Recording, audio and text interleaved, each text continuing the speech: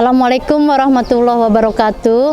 Para sahabat yang budiman, perkenalkan nama saya Encop Sofia MA.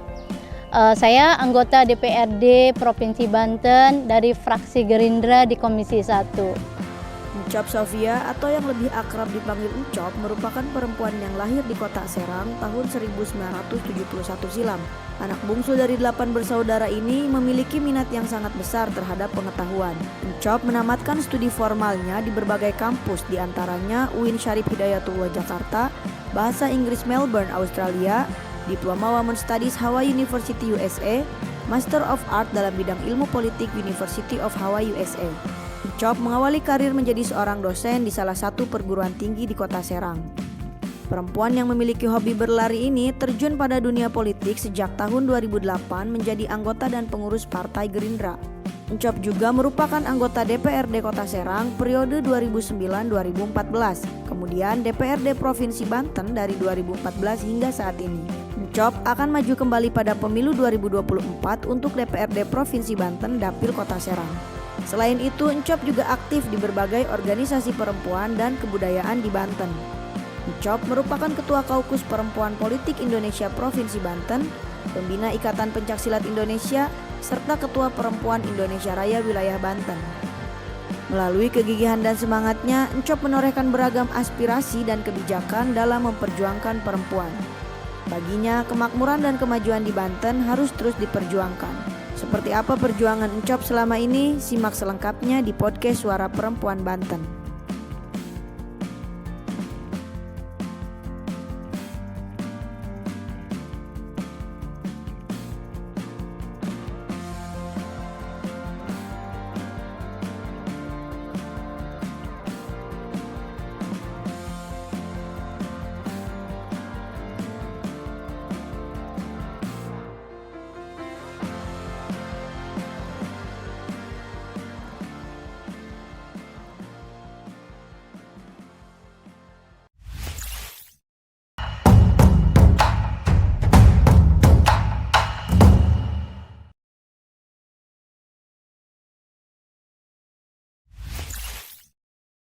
Assalamualaikum warahmatullahi wabarakatuh. Apa kabar sahabat Damar Banten? Mudah-mudahan semuanya dalam keadaan sehat walafiat ya. Ketemu lagi bersama dengan Ayu Abdul Aziz di sini di program Suara Perempuan Banten, bincang ringan, padat dan bermakna. Mudah-mudahan kita semua selalu dalam keadaan sehat, jadi bisa tetap nonton podcastnya Damar Banten ya. Seperti biasa, kita akan ngobrol-ngobrol, bincang-bincang ringan dengan narasumber atau bintang tamu yang sudah hadir di sini. Nah, untuk hari ini, alhamdulillah narasumber kita sudah hadir di tengah-tengah kita.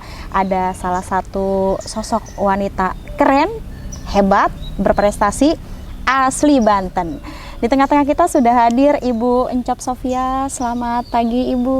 Selamat pagi. Assalamualaikum. Alhamdulillah sehat teh. Ya. Kita ketemu lagi, ngobrol-ngobrol lagi setelah ya agak lama ya Bu ya. Iya, kita betul. nggak ketemu ya Bu ya, Iya. ngobrol-ngobrol di podcast Damar Banten ya Bu ya. Ya. Nah, ini kan Ibu sekarang nih lagi banyak sekali kegiatan ya Bu ya. Tapi terima kasih sudah menyempatkan ngobrol-ngobrol bersama Damar Banten kemarin. Terima kasih kembali. Terima kasih juga sahabat Damar Banten melibatkan saya dalam podcast ini. Iya, kita akan ngobrol-ngobrol seputar hari ini spesial edisinya Bu Encop deh. Aduh, terima kasih luar biasa. Kita kupas tuntas deh ya soal sosok seorang Ibu Encop Sofia gitu ya, yang saya pribadi tahu ya Bu ya, mungkin kita banyak juga yang tahu bahwa seorang Ibu Encop Sofia ini merupakan anggota aktif dari DPRD Provinsi Banten periode 2019-2023 ya Bu ya. Nah ini Bu periodenya masih sampai 2024. Oh 2024 salah berarti. Oh Oh, iya, ini periode apa nih? periode menjabat DPRD provinsi yang sekarang 2024 ya Bu ya? Iya, sampai 2024. Salah nih Bu. Ya, untuk sekedar flashback nih sahabat Damar Banten, Ayu akan mengulas sedikit mengenai riwayat pendidikan dari Ibu Encop Sofia. Ibu Encop Sofia ini asli Parung, Serang ya Bu ya? Ya. Karena di sini juga kan SD-nya di Jami Walantaka, kemudian SMP-nya di Penancangan SMP 5 ya Bu ya. Pernah mondok juga, anak pondok.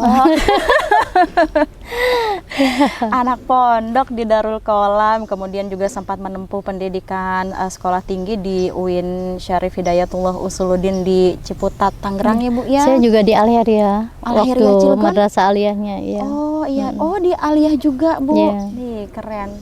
Kayaknya ngajinya empuk banget ya. Oh ya. Iya, nah ini kan Ayu baca beberapa resume dari pendidikan formal maupun non formal Bu Encop ini. Luar biasa sepak terjangnya nih sahabat Damar Banten ya. Jadi tidak hanya menempuh pendidikan yang berbasis Islami, tapi juga menempuh pendidikan yang keren nih di luar negeri begitu ya Bu ya. Ini ceritanya gimana nih Bu sampai bisa kuliah di luar negeri ini Bu? Oh iya ya, yang S2 Teh Ayu ya. S2 iya Ya. iya. Jadi saya tuh S1-nya di Usuluddin Dakwah. Iya di UIN tadi ya Bu. Usuluddin Dakwah, kemudian saya senang berorganisasi. Iya. Terutama itu dalam isu perempuan.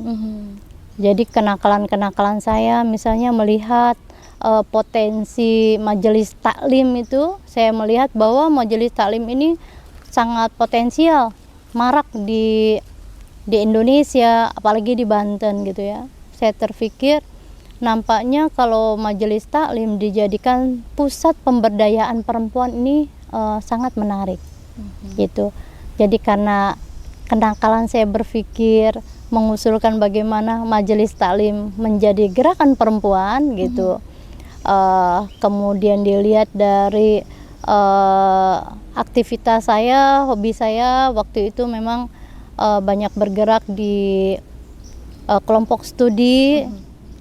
Kita bersama-sama dengan sahabat-sahabat saya, teman-teman saya di Ciputat membuat kelompok studi Cut Nyadin, yang mana saat itu isunya gender dan Islam.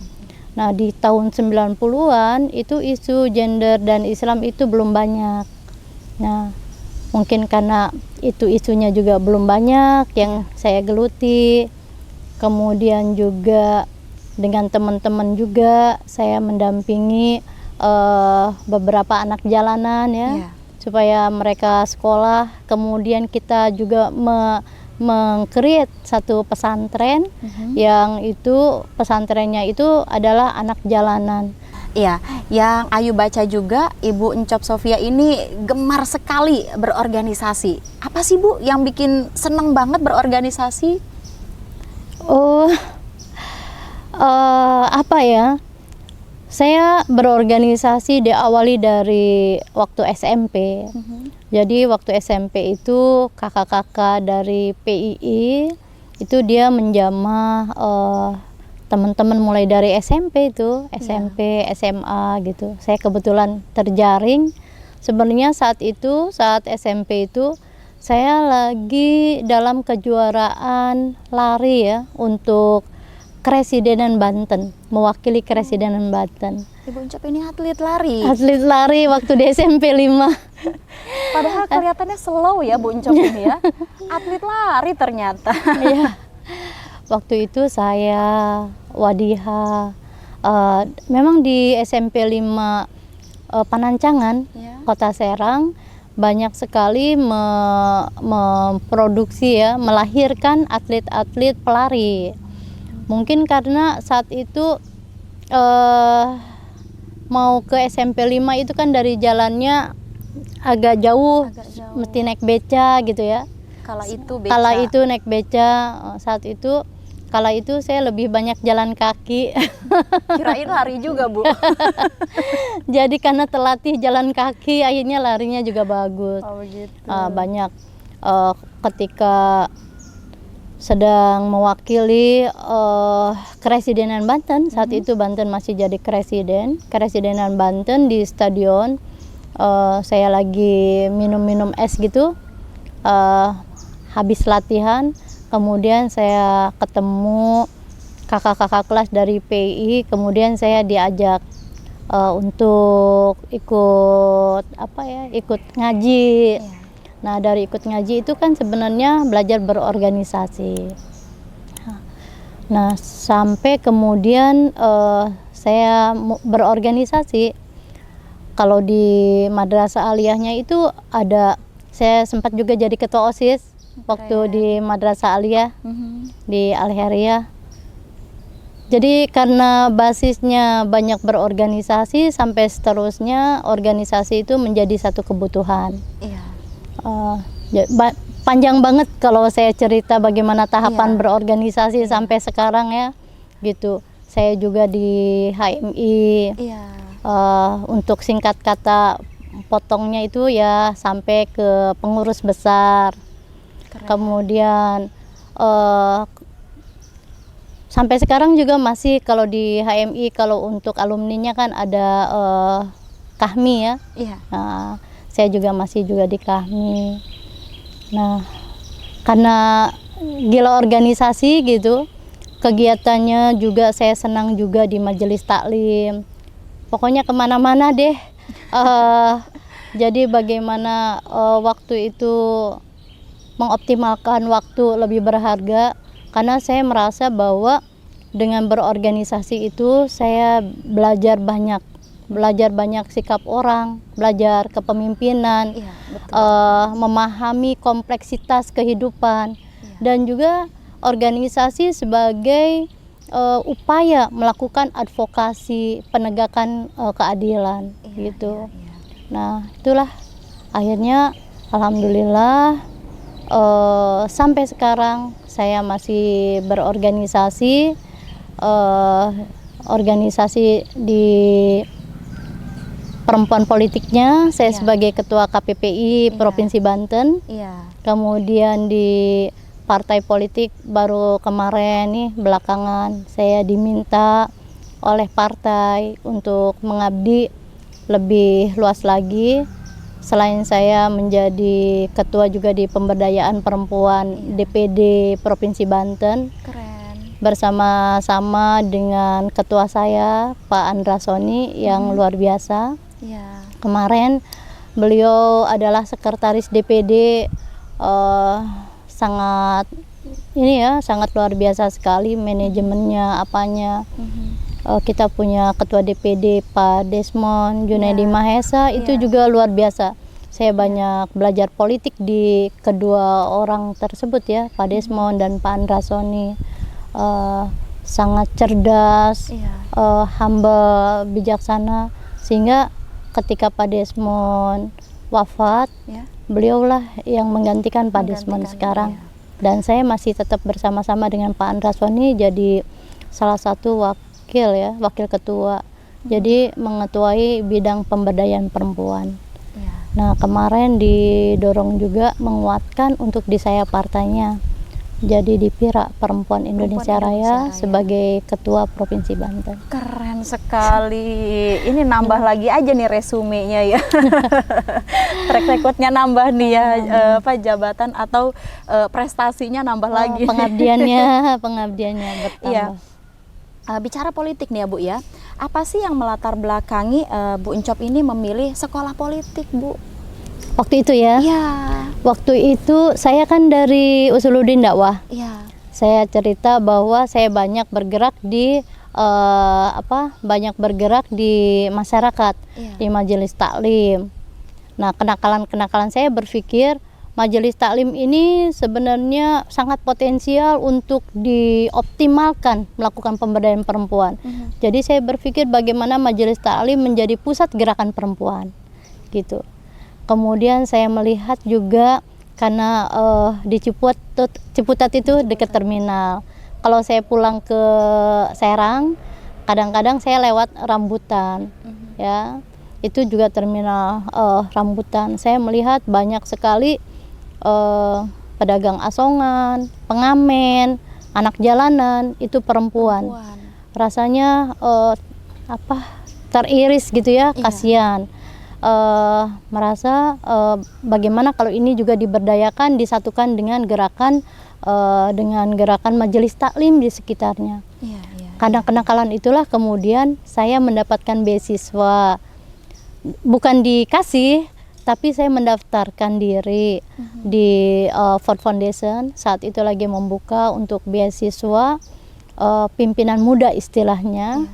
Terus ya dari banyak orang, alhamdulillah saya salah satu yang terjaring.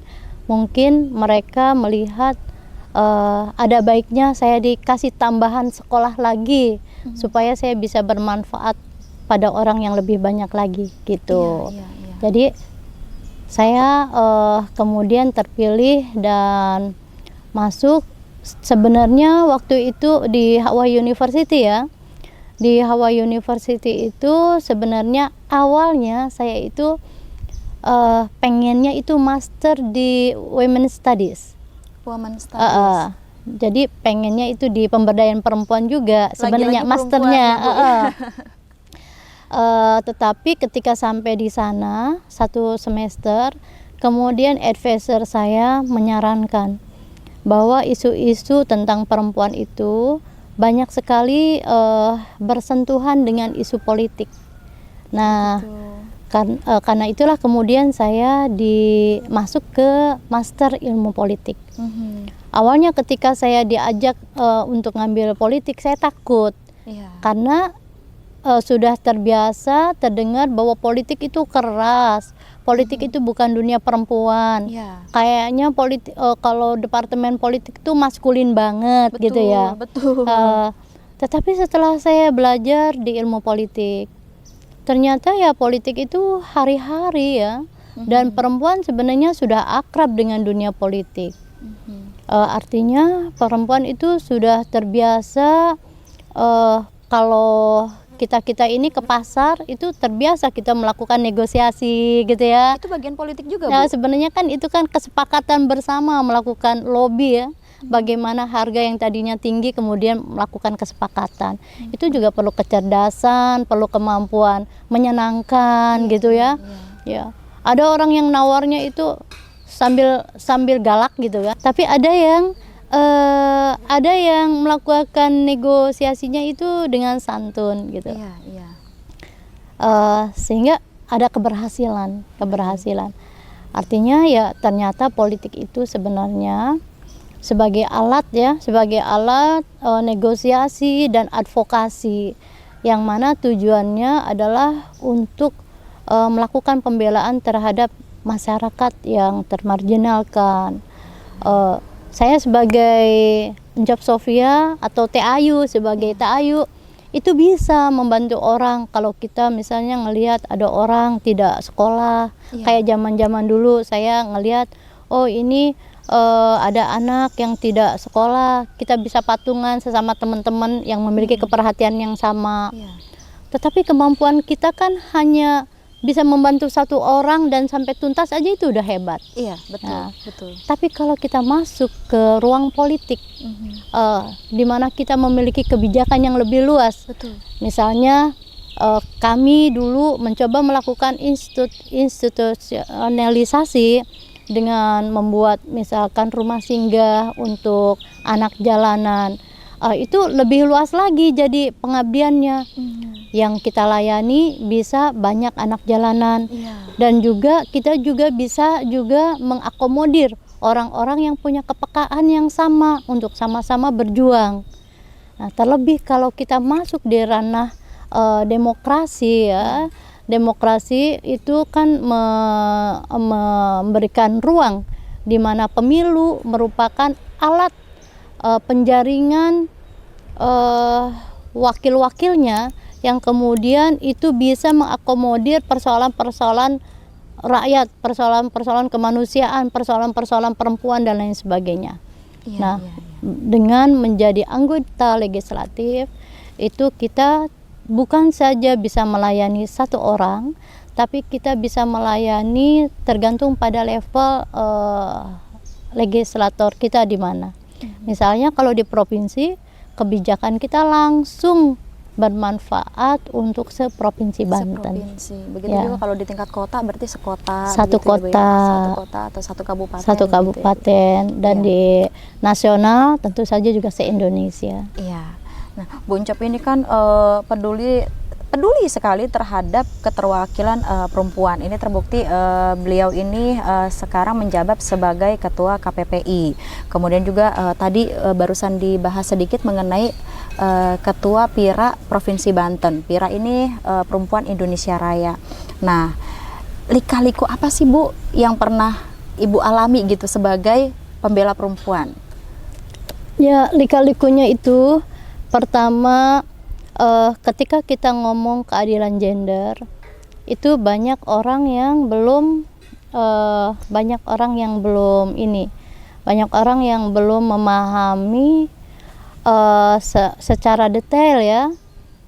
Banyak yang punya asumsi-asumsi yang negatif. Iya. Misalnya gini, kalau dengar isu gerakan perempuan itu seolah-olah gerakan perempuan yang akan melawan laki-laki gitu ya, kayaknya anti laki-laki. Feminis gitu ya, Bu? Feminis sendiri itu bukannya anti laki-laki, Teh Ayu. Itu juga salah satu gerakan perempuan ya, salah satu analisa sosial yang menggunakan perspektif feminis. Jadi kalau feminis itu memastikan bahwa ruang perempuan itu terakomodir dalam segala isu. Nah, tetapi yang banyak tersampaikan di masyarakat itu seolah-olah ibu-ibu yang melawan perempuan, yang mau melakukan pembangkangan terhadap laki-laki gitu ya. Nah, itu salah satu hambatan yang harus diluruskan. Padahal pemberdayaan perempuan ini sesungguhnya manfaatnya bukan untuk perempuan itu sendiri, tapi untuk bapak-bapak, untuk para laki-laki, untuk dunia itu juga bermanfaat.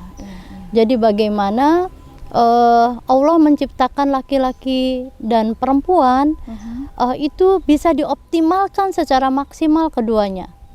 Tidak mungkin Allah menciptakan satu makhluk dengan melakukan diskriminasi. Betul. Tidak mungkin. Tidak mungkin secara sengaja Allah menciptakan dua makhluk, yang satu itu dianggap tidak bermanfaat dan yang satu dianggap manfaat. Itu tidak mungkin. Iya. Nah, upaya-upaya yang bersumber dari nilai-nilai agama, misalnya di Islam ya, bagaimana menguatkan, bagaimana kalau kita ngomongin Islam, itu bagaimana Nabi Muhammad sejak awal Islam hadir itu mengangkat derajat perempuan, memuliakan perempuan. Kenapa dianggap mengangkat derajat perempuan? Karena saat itu perempuan itu dianggap bukan manusia dalam tanda kutip ya. Perempuan itu tidak pernah dihitung. Jadi warga kelas 2 gitu ya, Bu? Oh iya, bahkan tidak pernah dihitung. Perempuan pada masa zaman jahiliyah itu kan diwariskan. Jadi luar biasa gitu ya, tidak ada harganya. Rendah aja gitu ya, Bu, rendah sekali. Nah, ketika Islam datang mengangkat derajat perempuan, ini merupakan satu gerakan revolusi menurut saya pada zamannya. Sehingga tidak heran hambatan-hambatan yang dijalani oleh Rasulullah ya, oleh Nabi Muhammad itu juga sangat berat gitu. Nah, dari refleksi saya melihat sejarah, memang gerakan pemberdayaan perempuan, melakukan pemberdayaan perempuan itu hambatannya ada dari eksternal dan internal. Ya, dari eksternalnya itu satu asumsi yang salah ya, bahwa tadi itu gerakan perempuan dianggap gerakan melawan laki-laki. Kemudian yang kedua, memang sistem patriarki ini sudah mengakar, di mana sistem patriarki ini mendudukan perempuan itu seperti zaman jahiliyah. Jadi makhluk yang dianggapnya tidak setara dengan laki-laki. Nah, ketidaksetaraan sistem patriarkal, ketidaksetaraan laki-laki dan perempuan dalam sistem patriarki ini, karena sistem patriarki itu tidak adil, maka sebenarnya persoalannya bukan untuk perempuan saja. laki-laki pun sebenarnya terugikan dengan sistem patriarki. Ya. Misalnya salah satu contohnya, di dalam sistem patriarki laki-laki menangis itu nggak boleh, dianggap cemen. Iya, padahal laki-laki manusia juga ya, Bu. Manusia juga, dia punya sedih, Iya, masa iya, kasihan banget air matanya nggak bisa diekspresikan. Betul, betul.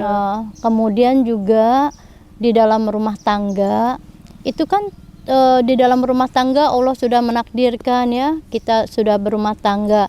Itu tidak mesti semua sebagai laki-laki itu harus semua.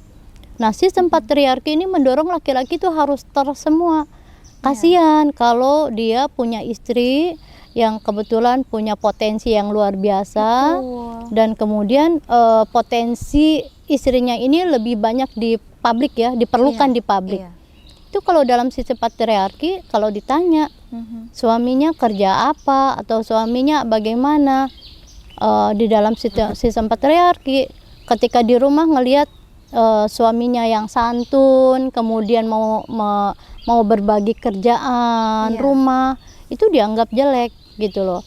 Jadi juga merugikan juga untuk para laki-laki Iya. gitu. Karena stereotipnya begitu ya, Bu ya. Maksudnya laki-laki kalau misalkan ikut terjun ke pekerjaan domestik gitu ya, Bu ya, pekerjaan perempuan, kok mau-maunya gitu. Iya. Itu kan bukan pekerjaan laki-laki, padahal itu adalah basic life skill ya, Bu ya. Jadi Iya.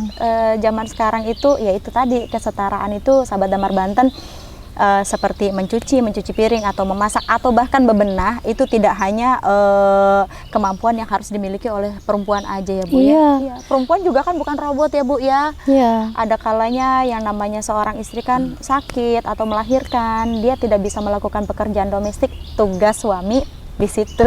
Iya, selain itu juga yang namanya hidup. Iya. Yang namanya hidup kita ada takdir-takdir yang di luar kemampuan kita. Betul. Misalnya takdir itu, misalnya saya melihat teman-teman yang menjadi pejabat-pejabat tinggi, kemudian dia mendapatkan kesempatan sekolah ke luar negeri. Iya. Di luar negeri itu Teh Ayu, Iya. nggak ada yang masakin, nggak ada yang beres-beres, nggak ada yang terikain. Nah, kalau dia tidak memiliki skill itu, betapa menderitanya coba Iya hidup di dong. luar negeri. Masa Iya harus dong. dikirim oleh Iya dong. oleh istrinya, masa istrinya harus datang seminggu sekali untuk beres-beres dan lain sebagainya.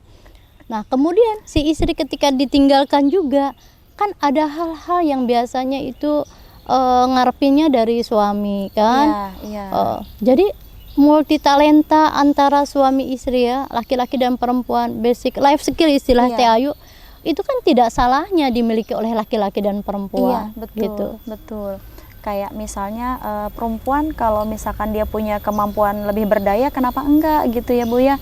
Kalau katakanlah dalam kondisi ekonomi, misalnya suami ada sedikit kendala memenuhi kebutuhan ekonomi, kemudian kalau istrinya bisa bantu-bantu gitu kan, kenapa enggak gitu ya, sahabat Damar Banten ya.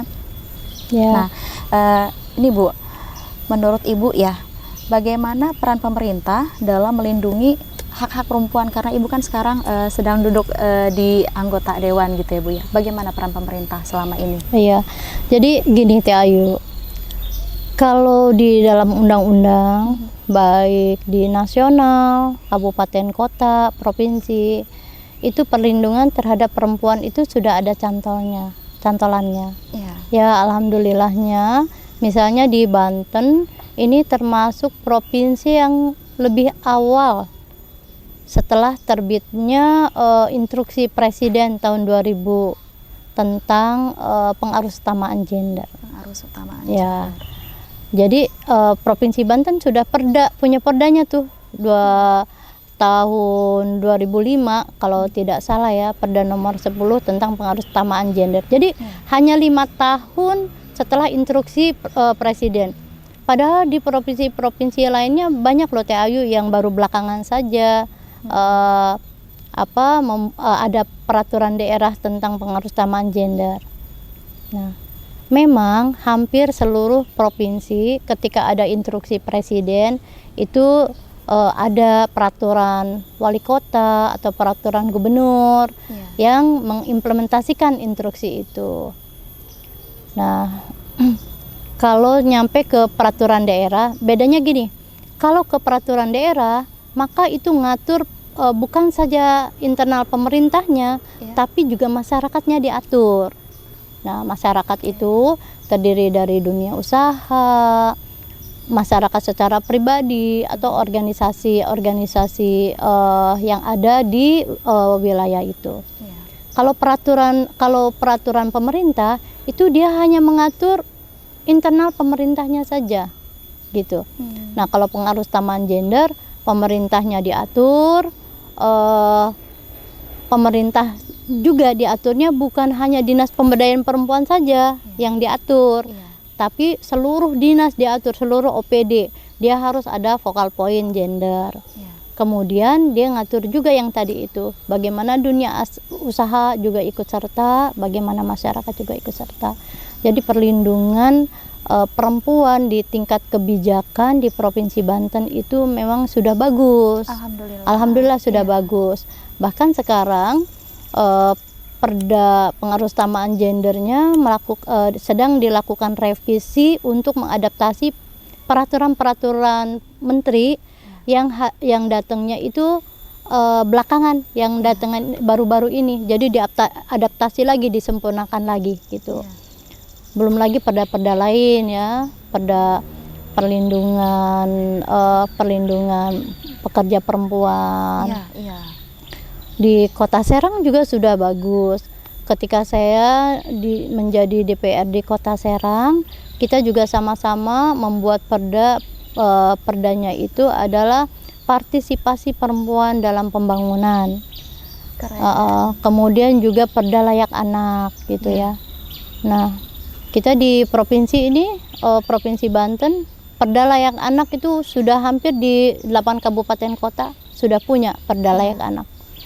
Jadi kalau aturan-aturannya sudah bagus, apalagi ditambah di Dinas Pemberdayaan Perempuan, ini juga mengoptimalkan selain dari kerjaan pemerintahnya sendiri, ini juga mengoptimalkan organisasi-organisasi perempuan. Contohnya KPPI.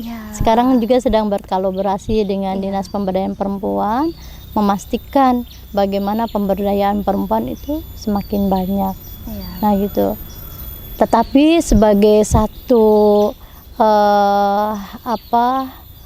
sebagai kita orang-orang ya yang sepakat memberdayakan perempuan, mengentaskan kemiskinan perempuan, juga melakukan pembelaan terhadap kaum marginal baik laki-laki maupun perempuan, ini belum selesai, masih terus yang namanya berjuang tidak pernah berhenti. Salah satu indikator keberhasilan, keberhasilan perempuan, pemberdayaan perempuan, misalnya angka buta huruf perempuan semakin rendah, berkurang. Kemudian juga stunting ya, angka kematian ibu dan anak itu juga semakin berkurang. Plus terpilihnya anggota legislatif perempuan minimalnya 30%. Itu juga masih menjadi PR kami, gitu. Kira-kira begitu Teh Ayu. Ngobrol-ngobrol soal KPPI, Kaukus Perempuan Politik Indonesia. Ibu ini kan sebagai ketua Provinsi Banten. Jadi anggota-anggota dewan dari Kota Cilegon, Kota Serang, Kabupaten Serang, Tangerang Raya, Ibu adalah ketuanya ya Bu ya. Ini keren Bu. Ya. Jadi kalau yang anggota dewannya ada Teh Ayu, namanya itu Kaukus Perempuan Parlemen. Kaukus Perempuan Parlemen. Nah, kemudian kalau organisasi politiknya namanya KPPI. Kaukus Perempuan Politik Indonesia. Kalau Kaukus Perempuan Parlemen itu ketuanya itu Ibu Sri Hartati. Sekretarisnya saya. Oh, begitu. Kalau Kaukus Perempuan Politik ketuanya saya, sekretarisnya Bu Mufliha. Mantap. Ya. Bu, kegiatan KPPI ini apa aja sih Bu? Ya, sekarang ini kegiatan KPPI belakangan ini Teh Ayu, kita lagi di tahun politik ini. Iya, iya. Roadshow ya ke 8 kabupaten kota, memastikan adanya literasi politik untuk perempuan. Iya, iya. Pertama, yang harus terus diluruskan bahwa politik itu adalah bukan sesuatu yang kotor, bukan sesuatu yang jahat, bukan sesuatu yang minterin gitu ya. Iya, Tapi iya, politik itu adalah alat mengadvokasi untuk menciptakan kesejahteraan masyarakat. Alat untuk mengadvokasi perlindungan terhadap perempuan dan anak. Iya. Gitu. Itu yang kita lakukan, literasi politik di 8 kabupaten kota. Kemudian kemarinnya juga sebelum itu kita juga roadshow ke partai-partai politik agar partai politik benar-benar mengoptimalkan kader-kader perempuannya. Iya, iya, betul. Ya, kita titipkan misalnya bagaimana perempuan itu jangan tercerabut dari daerah pilihan yang dia sudah urus. Iya. Kemudian juga kita harapkan juga nomor urut perempuan, nomornya yang bagus, Yang bagus, ya. betul. Kemudian yang ketiga kita harapkan bersama-sama KPPI juga bersama-sama gitu ya, ikut membantu partai politik memberdayakan, memberikan capacity building pada kader-kader partai politik yang perempuan. Sudah ada nomor urut, sudah ada daftar caleg tetap. KPPI nanti akan bersama-sama melakukan pendidikan politik, pemberdayaan pendidikan politik, strategi pemenangan. Ya, mudah-mudahan mereka bisa terpilih kira-kira gitu teh. Banyak sekali teh. Udah itu, kemudian kita juga melatih perempuan untuk bisa menulis ya, pelatihan jurnalistik perempuan. Dan tidak lupa juga kita juga memberdayakan ekonomi perempuan melalui industri rumahan dan lain sebagainya. Mantap. Ya. Itu kan Ibu kegiatannya banyak sekali, sabrek banget gitu ya Bu ya. Ini cara bagi waktunya bagaimana Bu? Waktu itu Teh Ayu, waktu itu sebenarnya lentur ya. Iya. Kalau kita bilang sibuk. Tapi panggilan jiwa itulah sebenarnya yang bisa mengalokasikan waktu, menjadwalkan waktu. Kita sebagai anggota dewan tentu saja ada tugas-tugas dan fungsi ya, ada tugas kita diatur di dalam BAMUS. Tetapi tentu saja ada wilayah di mana anggota dewan itu kan harus mewakili masyarakat, harus memahami masyarakat. Reses yang secara formal 4 bulan sekali mendengarkan keluhan masyarakat, kemudian kita melakukan perjuangan, itu formalnya. Tetapi informalnya itu 24 jam.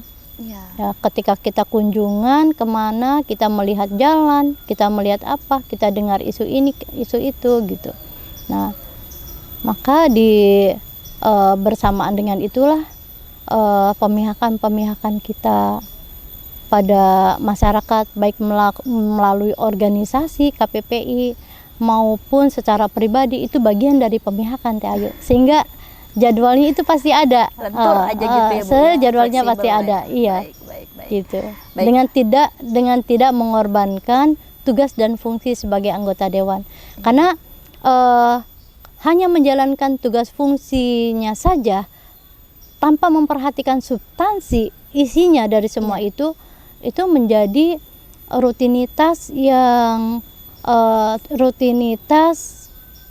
yang semata-mata selesai pekerjaannya gitu. Tapi isi muatan dari rutinitas itu apa? Itulah yang jangan sampai dilupakan. Baik, untuk pertanyaan terakhir nih Bu nih. Harapan Ibu ke depannya nih Bu nih, mungkin bersama dengan KPPI atau sebagai anggota dewan atau beberapa organisasi yang Ibu pimpin, harapan ke depannya apa nih Bu? Harapannya, saya sebenarnya selain baca buku-buku yang lain, saya senang juga bukunya Pak Prabowo ya, tentang Paradoks Indonesia. Saya dari buku itu saya mengambil intisari bahwa memang banyak sekali yang ironis di Indonesia dan juga di Banten. Yang ironisnya itu, ya itulah petani kita ini punya alam yang sangat ramah, dan kita luas, sumber daya manusia kita juga ini hebat ya. Kita banyak sumber daya manusianya. Tetapi kenapa kita masih terkungkung dalam kemiskinan? Kenapa kita belum bisa beranjak dari garis kemiskinan? Nah, ternyata di situ kita perlu melakukan refleksi diri dan melakukan pemberdayaan, Teh Ayu. Iya. Kita perlu melakukan pemberdayaan, kita perlu juga sikap mentalitas, sikap hidup kerja keras dan mandiri gitu. Itu yang menjadi banyak PR. Jadi saya selalu bayangkan antara kehidupan hari-hari, kebijakan gitu ya.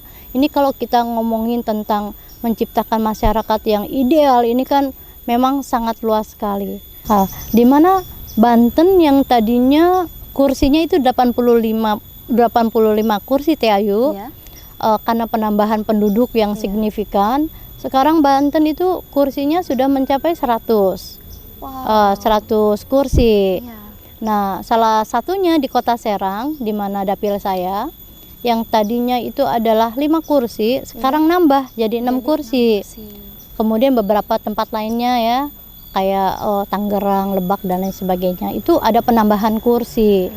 Nah, dengan penambahan kursi yang cukup signifikan, mimpi kami agar suara pembelaan terhadap perempuannya itu lebih kuat gitu ya. Kitanya banyak teman, bagus juga itu kalau bisa tercapai 30% angka keterpilihan perempuan itu terjadi di Banten. Jadi mimpi awalnya itu dulu, Teh Ayu. Mudah-mudahan 30% perempuan yang duduk di Provinsi Banten dan seluruh kabupaten kota yang ada di Banten juga bukan sekedar mewakili jenis kelamin perempuan saja. Iya. Kalau cuma mewakili jenis kelaminnya saja, itu juga nanti suaranya juga tidak indah, Teh Ayu. Iya. Jadi harus juga dia melakukan advokasi persoalan-persoalan perempuan, yang mana pengalaman hidup dia itu akan lebih lantang. Jadi bukan kita tidak percaya pada laki-laki, tetapi dengan ada tambahan perempuan, laki-laki yang tadinya lupa sama perempuan ngelihat ibu-ibu, oh iya ya, gitu Ada, ya. gitu. Oh iya ya, misalnya lagi asik nih karena bukan dunianya kan, Iya. lagi asik terus ngomongin tentang perlindungan pekerja perempuan yang haid ya, yang Iya. melahirkan. Iya, iya. Begitu ada perempuan, belum dia ngomong dia juga jadi sensitif gitu. Oh iya, ada kebutuhan perempuan. Iya. Apalagi kalau yang perempuannya itu melakukan advokasi juga gitu. Iya, betul. Jadi Disuarakan gitu disuarakan. ya, Bu. Mhm. Sehingga perda yang kita miliki tentang pengarusamaan gender itu bisa terimplementasi dalam kehidupan nyata. Bagaimana mulai dari perencanaan, mulai dari program, anggaran dan evaluasi itu memastikan di situ ada pengalaman dan suara perempuan gitu, ikut serta terimplementasi. Baik Ibu, mungkin untuk penutup ya Bu ya, mungkin Ibu ada closing statement Bu? Oh ya, baik Teh Ayu. Iya. Ya, sahabat Damar Banten, saya ingin mengajak pada bapak-bapak, ibu-ibu dan semua adik-adik, rekan-rekan laki-laki maupun perempuan, ayo kita gerak bersama. Kita melakukan pemberdayaan perempuan. Salah satu yang bisa kita lakukan sebagai masyarakat untuk mengawal terciptanya 30% perempuan yang kemudian akan mengadvokasi laki-laki dan perempuan dalam kebijakan, maka ibu-ibu, bapak-bapak, adik-adik semua jangan lupa pilih caleg perempuan dan juga pilih caleg laki-laki yang sayang pada perempuan. Asik. Terima kasih sekali Ibu, statement yang keren ya. Kayaknya nggak kerasa nih Bu, ngobrol-ngobrol begini kita sudah ada di penghujung obrolan kita pada hari ini. Aduh ya Allah, luar biasa obrolan hari ini. Tapi habis ini saya masih akan ngobrol-ngobrol di belakang layar bersama Ibu Encop. Untuk sahabat Damar Banten, terima kasih sekali sudah membersamai kami dalam obrolan pada hari ini ya. Dan juga untuk Ibu Encop, sukses terus dengan KPPI-nya, kemudian juga lancar-lancar untuk tahun politik ini ya Bu. Amin, ya. amin. Ayu dan Ibu Encop Sofia undur diri, sahabat Damar Banten ya, dari bincang suara perempuan, bincang ringan, padat dan bermakna. Kita akan ketemu dan ngobrol-ngobrol lagi dengan bintang tamu lainnya di Damar Banten. Saya Ayu undur diri. Wassalamualaikum warahmatullahi wabarakatuh.